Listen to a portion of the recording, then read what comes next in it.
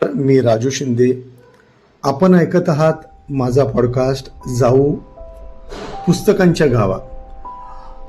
श्रोतेहो, आपण रोज सकाळी उठतो, आकाश पाहतो, माणसं पाहतो, आपलं घर पाहतो आणि हे सगळं इतकं नैसर्गिक वाटतं की आपण कधी विचारही करत नाही की पाण्याची क्षमता किती मोठी देणगी आहे. पण जर एखाद्या दिवशी अचानक ही क्षमता कमी झाली तर, जर आपण जगाकडे आधीसारखं पाहू शकलो नाही तर, अशाच एका असामान्य प्रेरणादायी अनुभवाची कथा सांगणारं पुस्तक म्हणजे द ब्युटी ऑफ डस्क, ज्याचे लेखक आहेत फ्रँक ब्रुनी. ही कथा आहे अचानक आलेल्या अंधाराची आणि त्या अंधारातही सापडलेल्या नव्या प्रकाशाची. फ्रँक ब्रुनी हे एक प्रसिद्ध पत्रकार होते. त्याने अनेक वर्ष लेखन, पत्रकारिता आणि समाजातील महत्त्वाच्या विषयावर काम केलं. त्यांचं आयुष्य स्थिर आणि यशस्वी होतं. ते लिहित होते, प्रवास करत होते, लोकांना भेटत होते, सगळं व्यवस्थित चालू होतं. पण जीवन कधी कधी अचानक वळण घेतं. एक सकाळ अशी आली जेव्हा फ्रँक उठले आणि त्यांना काहीतरी विचित्र जाणवलं. त्यांच्या दृष्टीत अडथळे दिसू लागले. जग धूसर वाटू लागलं.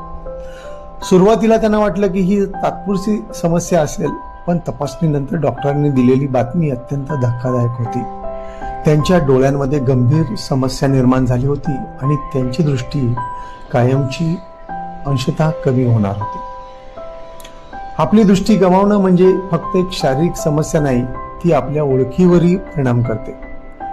फ्रँकसाठी खरं तर हे आणखी कठीण होतं, कारण त्यांचं कामच पाहणं, निरीक्षण करणं आणि त्यावर लिहिणं यावर आधारित होतं. त्यांच्या मनात अनेक प्रश्न होते. आता मी पूर्वीसारखा लिहू शकेन का? माझं आयुष्य कसं बदलेल? लोक मला वेगळ्या नजरेने पाहतील का? ही भीती आणि अनिश्चितता त्यांच्या मनावर भारी पडत होते.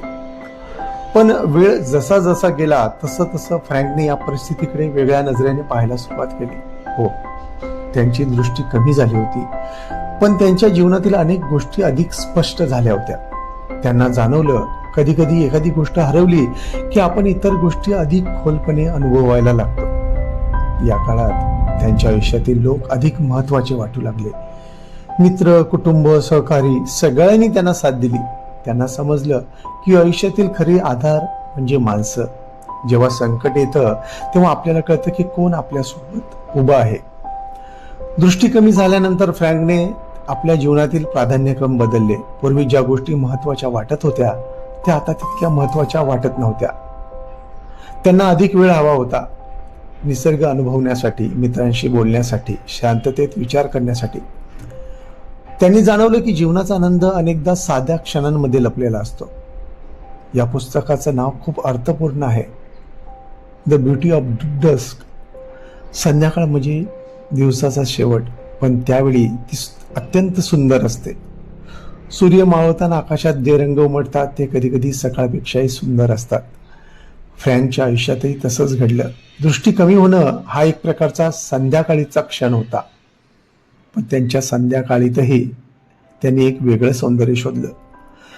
आपल्याला अनेकदा वाटतं की मर्यादा म्हणजे शेवट, पण फ्रँकच्या अनुभवातून एक वेगळं सत्य समोर येतं.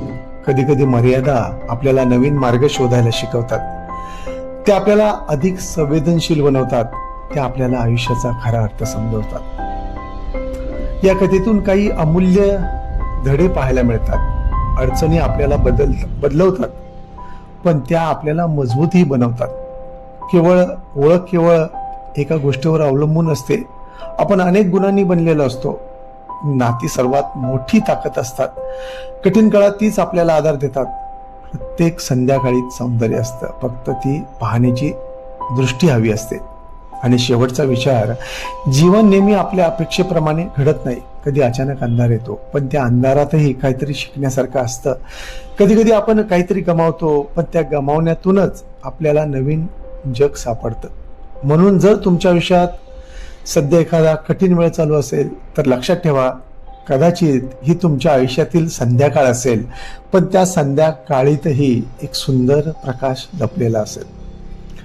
हा पॉडकास्ट तुम्हाला प्रेरणादायी वाटला असेल तर नक्की लाईक करा, शेअर करा आणि फॉलो करा. तुमच्या एका शेअरमुळे जीवनाकडे नव्या दृष्टीने पाहण्याची प्रेरणा मिळू शकते. धन्यवाद.